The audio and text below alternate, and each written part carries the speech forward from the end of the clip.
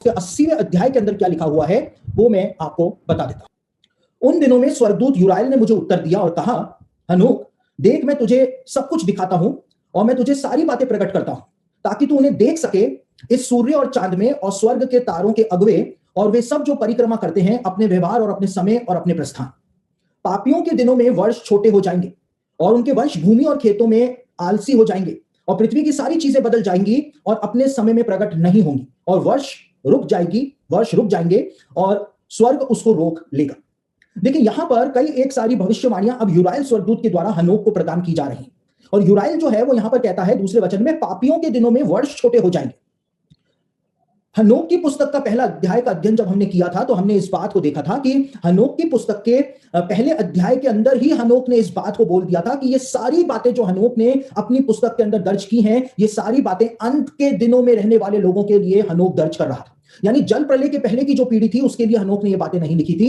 बीते शताब्दियों की, सहस्त्राब्दियों की जो पीढ़ियां हुई उनके लिए हनोक ये बातें नहीं लिख रहा था, लेकिन हनोक ने साफ साफ शब्दों में कहा था कि वो पीढ़ी जो महाकलेश काल के समय आएगी, यानी अंत के दिनों में आएगी, उनके लिए मैं इन सब बातों को लिख रहा हूं, क्योंकि वो ही पीढ़ी ऐसी होगी जो हनोक की पुस्तक में लिखी हुई बातों को समझ पाएगी, जान पाएगी।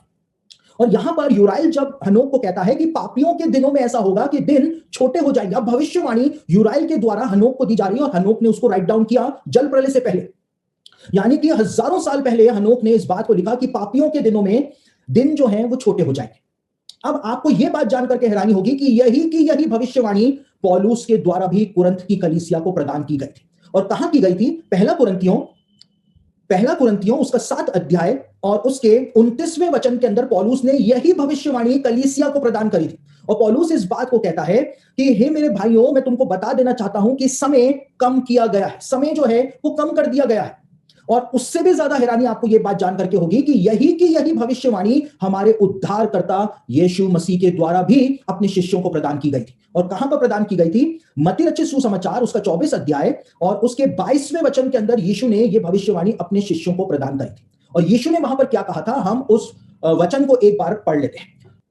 यहां पर यीशु कहता है, यदि वे दिन घटाए न जाते तो कोई प्राणी न बचता, परंतु चुने हुओं के कारण वे दिन घटाए जाएंगे।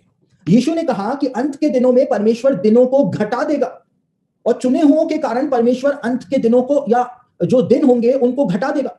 और यहां पर पौलुस कहता है कि मेरे भाइयों, समय कम किया गया है। परमेश्वर ने जो समय बहुत जाता उसको परमेश्वर ने कम कर दिया है। और हनोक की पुस्तक में यूराइल जो है वो हनोक को कहता है कि पापियों के दिनों में वर्ष जो है, समय जो है या दिन जो है वो घटाए जाएंगे, कम हो जाएंगे। अब ये ऐसे कैसे हो जाएगा? देखिए, आप लोगों ने महान वैज्ञानिक आइंस्टीन जो है उसका नाम आप लोगों ने सुना होगा। और आइंस्टीन जो है उसने अपने जमाने के अंदर एक थ्योरी बनाई थी जिसको आज भी जो साइंटिस्ट हैं वो समझने का प्रयास कर रहे हैं। आज भी पूरी तरह से साइंटिस्ट उस थ्योरी को समझ ही नहीं पाए हैं और उस थ्योरी को थ्योरी ऑफ रिलेटिविटी कहा जाता है।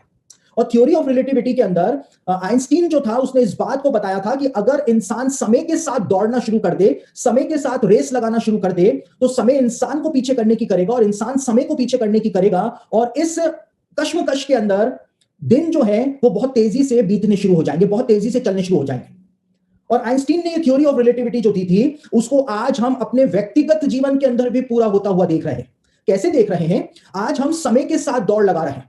5 मिनट बचते हैं ऑफिस जाने में, हम अपना बाइक स्टार्ट करते हैं और उसकी गति बढ़ाते हैं। हम समय को पीछे करने की करते हैं, समय हमको हराने की करता है। और इस कश्मकश के अंदर रोज कब सुबह होती है, कब शाम होती है, कब रात होती है, कब 1 महीना बीत जाता है, कब 1 साल बीत जाता है, हमको पता ही नहीं चल पाता है।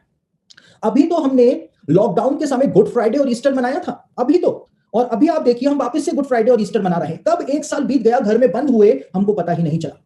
समय जो है वो तेज भागना शुरू हो गया है। पहले इंसान बैलगाड़ियों के अंदर सफर किया करता था, इंसान जो था ऊंटों पर, हाथियों के ऊपर सफर किया करता था, घोड़ों पर सफर किया करता था, रथों में सफर किया करता था। लेकिन आज इंसान जो है वो इतनी तेज रफ्तार से यात्राएं कर रहा है कि मानव इतिहास में इतनी तेज रफ्तार से किसी ने भी यात्राएं नहीं की है।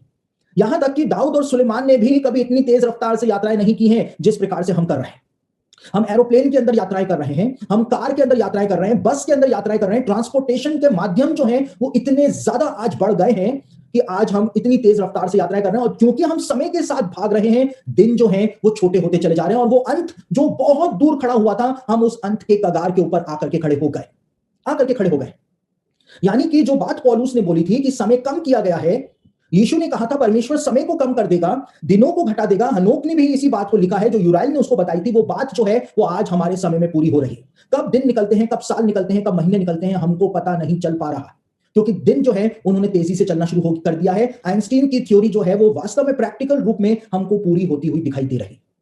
उसके बाद हनोक की पुस्तक में यूराइल ने किस बात को बताया है? हनोक की पुस्तक में यूराइल आगे इसी वचन में कहता है कि इंसान का जो वंश होगा वो भूमि और खेतों में आलसी हो जाएंगे। भूमि और खेतों में आलसी हो जाएंगे, यानी कि इंसान जो है वो आलसी हो जाएगा, काम नहीं करना चाहेगा। अब काम नहीं करना चाहेगा, इसके दो पहलू हैं। एक पहलू तो यह है कि इंसान जो है वो आज हमारे समय में इस प्रकार का हो गया है कि जो जवान है, आज के जो नई युवा पीढ़ी है, उनको हर चीज शॉर्टकट के अंदर चाहिए। वो मेहनत नहीं करना चाहते। अब उनको शॉर्टकट में उनको ऑफिसर बन जाना है, उनको छोटे दर्जे पर काम नहीं करना है। वो आए हैं सिर्फ ऑफिसर बनने के लिए, जबकि उनके अंदर कोई योग्यता नहीं है। और वो जब बड़े बड़े ऑफिसर्स को देखते हैं तो वो सोचते हैं हमको तो बस सीधा यही पद जो है वो चाहिए, और उसके लिए फिर वो किसी भी हद तक चले जाते हैं। वो चोरियां करने पे उतर जाते हैं, वो किसी का खून करने से पीछे नहीं हटते हैं। अपराध जो है वो बढ़ता जा रहा है, क्योंकि लोगों को एकाएक ही ऊपर की तरफ जाना है। काम करने में वो आलसी हो गए हैं, मेहनत नहीं करना चाहते, मेहनत नहीं करना चाहते। दूसरे दृष्टिकोण से देखा जाए तो आज एक युवा पीढ़ी जो है उसमें एक वर्ग ऐसा भी आ गया है जो पूरी तरह से निठल्ले हो गए हैं। वो बिल्कुल भी नौकरी नहीं करना चाहते हैं, वो जीवन में आगे ही नहीं बढ़ना चाहते हैं। वो चाहते हैं कि कोई निवाला लाए और ला करके उनके मुंह के अंदर डाल दे, और वो बैठे बैठे ही घर के अंदर उनको सब कुछ मिल जाए। एक पीढ़ी ऐसी भी आज आ गई है।